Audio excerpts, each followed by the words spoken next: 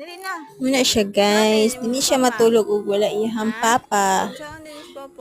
Ipukaw dyan niya guys. Kasi hubog na siya. Muna siya. Oh, Ana. nagduko-duko na. Nahubog pa.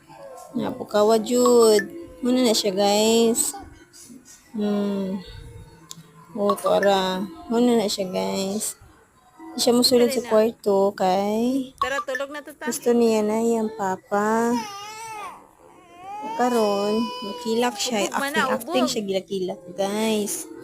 Kay Ubog man na gusto ba? niya pasudlo niya yung papa Tara, tulog na ta. sa kwarto Tulog na ka. Papa? para matulog na siya. Hindi dyan pwede magubog-hubog. Naman na siya guys. Kaluoy dyan na siya guys. Ta? Uy. Tara na.